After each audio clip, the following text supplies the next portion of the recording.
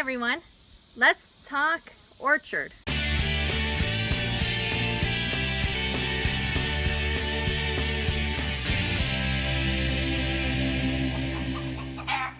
Hi everybody, I'm not a farm girl, this is my homestead adventure.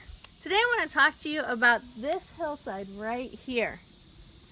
Our farm name is Plan B Orchard and Farm. And as you can see, there is absolutely no orchard on our property anywhere. However, we do have plans for an orchard, and that is going to take place on the hillside. We're going to do some earthworks, come in on the contours, so that we can be water efficient, so we can use some permaculture principles that we learned. And then down here, where it's a little bit flatter, we're going to have our market garden. At least that's the plan. Things may change, plans change. So I just kind of want to talk to you about some of the things we're thinking through and we've been talking about lately. We have been watching about pretty much most of the newer videos that Curtis Stone, the urban farmer, has put out, and I'll put a link to that in the description. And he takes small backyards in urban settings and turns them into profit-making farms. So we're going to apply some of those principles. Although we have a lot of land, we want to start small and grow for profit. And so we're going to apply a lot of his principles into our farm here. So some of the things that Chris and I have been kind of talking about, yesterday we went out to breakfast and we sat down and we kind of hashed through a lot of stuff. And so we are very much into permaculture design. We like the way it works. We like the methods, the theories, and we also want to make money so that we can buy the things we need for our family, and we also want to be self-sustaining. So we're kind of talking about how do we marry all of those ideas into our property here.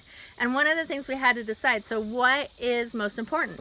Do we want to focus first on profitability so we can have more money to turn back into the farm? Do we want to focus more on self-sustainability so that if anything were to happen in the world markets, or for whatever reason, that we produce a big variety of food for our own family so that we don't need as much of an income? Do we want to focus first on taking the money we have and implementing some permaculture structures or designs, I guess, not really structures, but designs, landworks, earthworks, that kind of thing? So which avenue do we want to go on? So that's something that we're discussing. I'd love to hear your thoughts on it. We haven't quite made a firm decision, but we're leaning more towards profitability right now so that I can be on the farm more, working off farm less, making money here on the farm, and then diversifying and trying permaculture ideas and methods. So that's one of the things we're talking about. We're also trying to decide, okay, so what do we do first? Do we do our market garden first, or do our orchard first? And it's kind of this, I don't know, because fruit trees take so long to actually produce enough fruit that you can start selling it. So that could go either way. In one sense, we need to get them fruit trees in the ground as soon as possible, right? Because the sooner we get them in the ground, the sooner we're harvesting fruit. At the same time, we need to make some money. So I don't know. I mean, there's a couple things we could do. We could start with just a few trees and then, add more each year. So that's something else that we're looking at. So what do you think about that? What's your opinion on that? What else? Also, as you can see, our horses and calves spend their days in this area, and it's pretty much weedy and overgrown. So then we have to decide, well, what are we going to do with them? And we think we have a plan for that. We'll talk about it once it actually starts happening. And then the pigs were in here last year, so this is really torn up, really rooted up. Horses tear grass up at the roots, which is why we don't just let them roam the pasture, because then they eat all the grass and what comes back up looks like this, and you can't mow that for hay. It's not really good.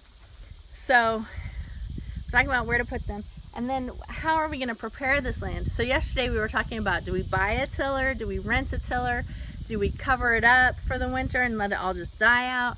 And I was like, well, just in Rhodes, and I'll put a link to his channel down below, he does it with his chickens, right? And chickens are free, so we could just do a small section at a time and just move chickens from this area to this area to the next area. And then I got to thinking about it. I'm like, but wait a minute, if we do that, then we have to buy the electric netting for the birds and the other supplies for that, and that costs about as much as buying a tiller. So I guess the only savings you get then is the birds are doing most of the work for you and you're not having to work as hard tilling. So those are some of the things we've been talking about, and I would love to hear your thoughts and comments on it. Thank you for watching so much, everybody. We enjoy your participation in our farm. And though you're not here doing the work, we really like the back and forth. We love hearing your comments. We love seeing your experiences. So please comment, thumbs up, subscribe, hit the little bell so you get notified every time a new video comes out. Thanks for watching, everybody. Have a great week. Area, it's a little stumble. I haven't been standing long just my whole life. Let's try that again. Hi, lady. You want to come in and say goodbye to everybody?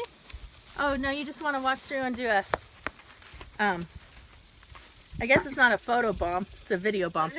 Want to do a photo bomb. Bye, lady.